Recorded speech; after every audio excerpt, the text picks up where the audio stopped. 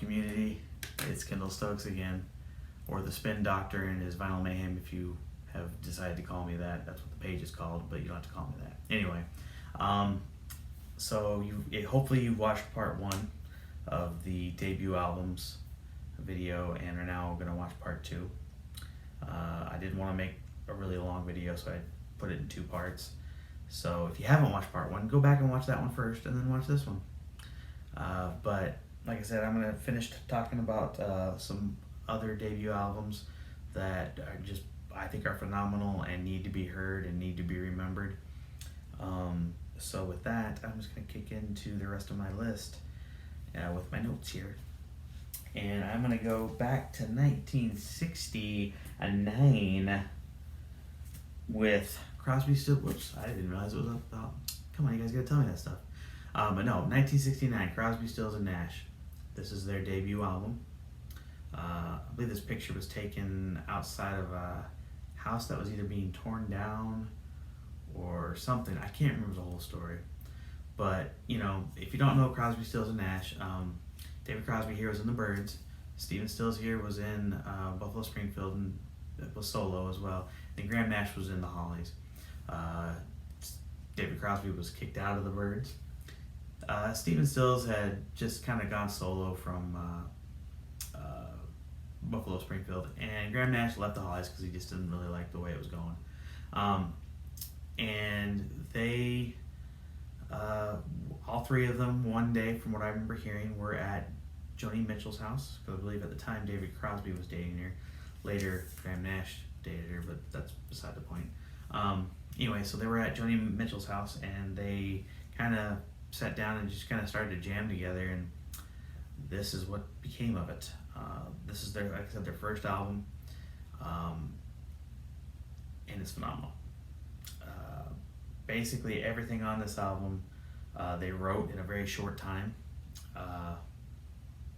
The first track, Sweet Judy Blue Eyes, is probably my favorite Crosby, Stills, and Nash song. The harmonies that these guys had, oh my gosh. When you think of harmonies, yeah, you think of the Beatles, you think of the Beach Boys, you think of Simon and Garfunkel. But these guys, with that three-part harmony, phenomenal. And Stephen Stills is a great guitar player. All three of them great songwriters, great singers. And this album, basically was their Woodstock set list because they didn't have any other songs. And, they were probably, in my opinion, the best act, besides Jimi Hendrix, of course, at Woodstock. Those live performances that no one had heard before. No one knew any of their songs, and they went up there and just sounded amazing. Great songwriting, great folk, acoustic, even almost a little psychedelic at times, but just great sound. I mean, songwriters at their best, guitar players at their best, singers at their best, right here. Deja Vu may be my favorite of theirs, but this is like right up there. And again, for coming out in 1969 with people knew who they were from their other bands, but they didn't know what they would be like together. It's a supergroup, pretty much. But just, great album with great stuff on it. So if you haven't heard this album, go check it out. If you haven't listened to Crosby, Stills, and Nash, or Crosby, Stills, Nash and Young, go back and listen to them. Phenomenal stuff. Next, going with definitely probably one of the most influential bands and albums of all time.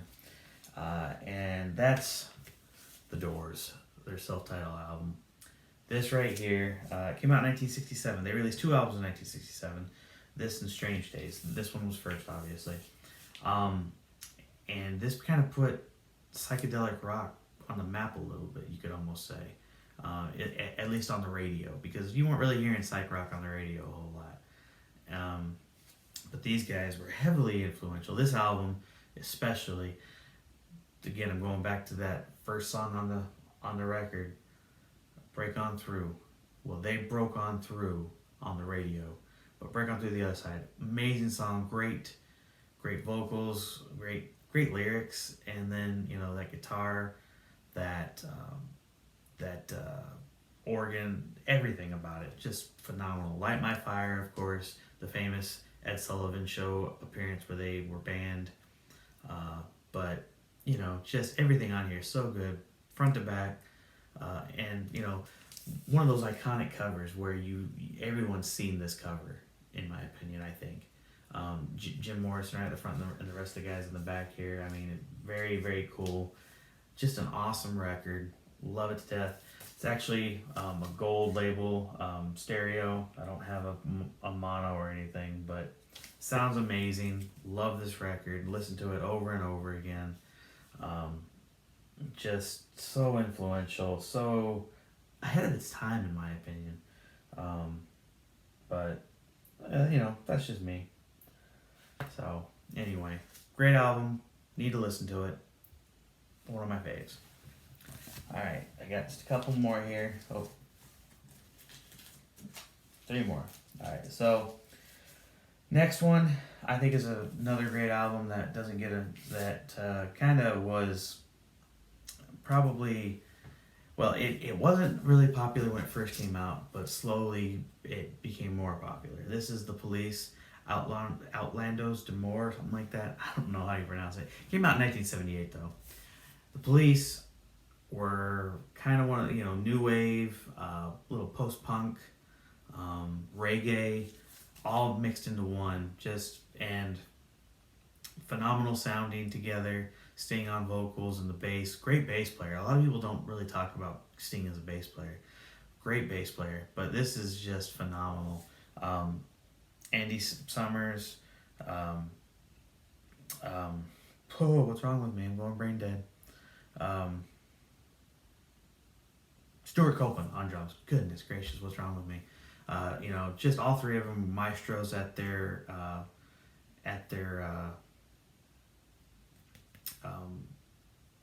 helm, at their instruments, and they came together and just made some awesome music. I mean, So Lonely, Roxanne. I mean, everyone, you know, just that Roxanne when Sting comes in. Oh my gosh, so good, so ahead of its time.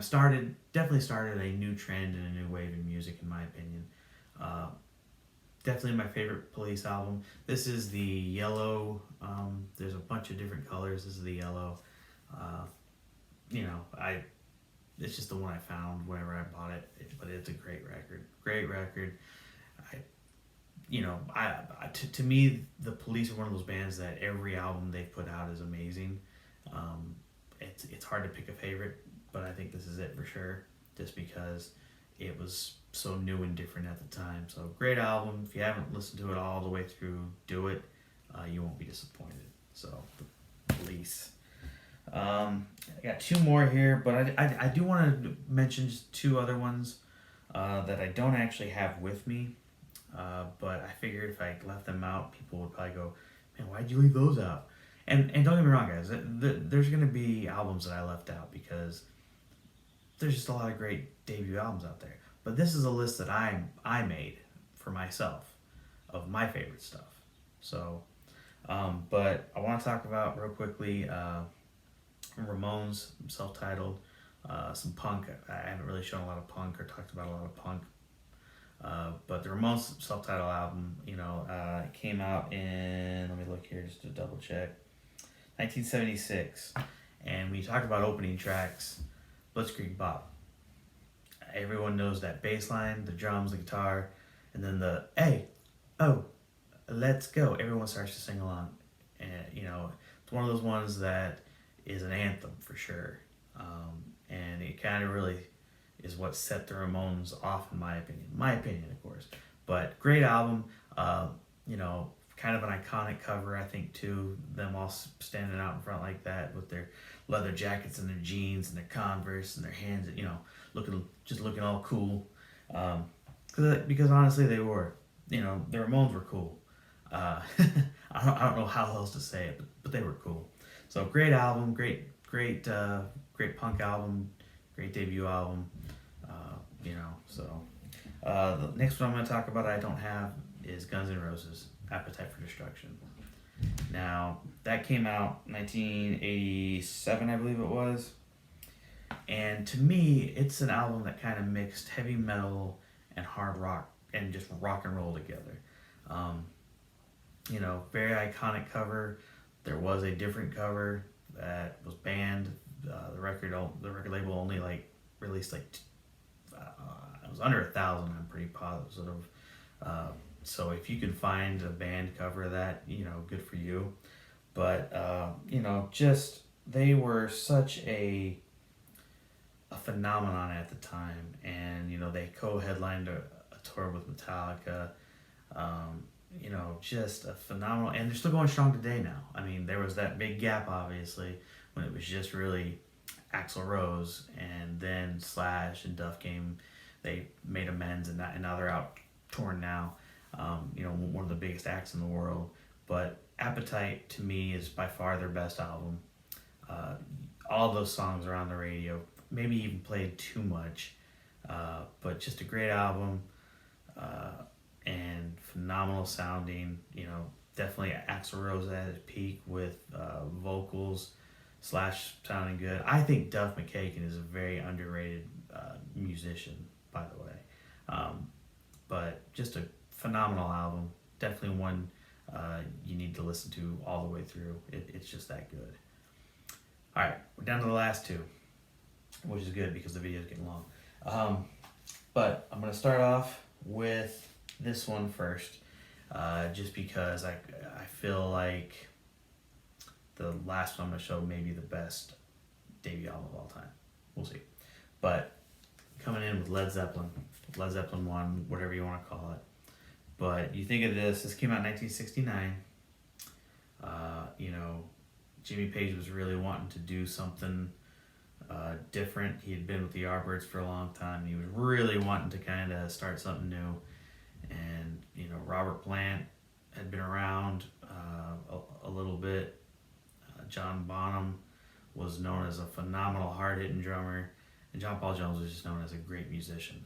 And they came together, again as a supergroup in my opinion, and came out with this. Now, this is not their best album by any means, but it was the album that said, hey, we're here, and we're going to rock your freaking socks off, because they did. Good Times, Bad Times, just Babe, I'm Going to Leave, Dazed and Confused. Now, everyone's going to be, there's always a lot of controversy over this album, because everyone's like, oh, these are just old blues classics that they changed up a little bit. And that's true for the most part, but they sound so good. The vocals, the guitar, everything on this, just phenomenal. Great album. And they just got better. They got better as time went on. Led Zeppelin, really one of the forefront of what we think of when we think of rock and roll music. And this is one of the things that helped start it. So you can't talk about debut albums and not talk about Led Zeppelin. Just phenomenal. Every Led Zeppelin album is phenomenal, but like I said, to come out hitting like that with your first album, very impressive. So the last album I'm going to show is this one right here, and it, like I said, it may be one of the best debut albums of all time, and it's Jimi Hendrix, the Jimi Hendrix Experience, and Are You Experienced? Now this is a first pressing on the Tricolor reprise. Feel really lucky to have that. Now, as most people know, there's a UK version of this and an American version, or US version, whatever you want to call it. This is the US version, which is the more known. The tracks were different on the UK version. This has more tracks that ended up being played and that we hear on the radio today. But this came out in 1967, and it changed rock and roll music for sure. Jimi Hendrix and his unique style of playing those guitar riffs, those solos, the lyrics, the vocals, the show. Oh my gosh, he put on a show. Purple Haze, just that opening guitar riff blows your mind every single time. Blues, hard rock, just super influential. This band is, going to be synonymous with one of the greatest rock bands of all time. Jimi Hendrix, one of the greatest guitar players of all time. Some people say he's the greatest. I can't say that because I'm just such a huge Clapton fan, but he was phenomenal and gone way too soon. But this album, front to back, just amazing. A guitar player's Bible, you know what I mean? Like every guitar player listen to this album over and over again so they can learn how to play like Jimi Hendrix. Just a great album. So this is probably my number one pick if I had to pick, gun to my head, best debut album of all time. It's probably this. But yeah, just phenomenal. Great stuff. Guys, these videos weren't the greatest. I apologize. I tried to put more time into them. Maybe you learned something, maybe you didn't. Maybe you were saying the whole time, what about this album? You didn't talk about this album. You know what? Drop me a comment down below. Let me know what you thought of the list. Let me know what you think I should have put on it. I know I missed stuff. And then, if you liked what you watched, please like and subscribe and leave me a comment. Like I said, I am trying to still get this channel to grow. I appreciate those that do watch. Thank you very much. I hope to keep videos coming over and over again. New stuff for you. But I enjoy making these videos. I enjoy talking about this music. So hopefully you guys are watching. Hopefully you guys are enjoying. Please, like I said, like and subscribe. Tell your friends about it if you think they might like it as well. But I bid you adieu. I say go check out some of these albums, and if you find something that I didn't know of, please let me know, because I want to know. So good luck out there finding some awesome music. Until we meet again, keep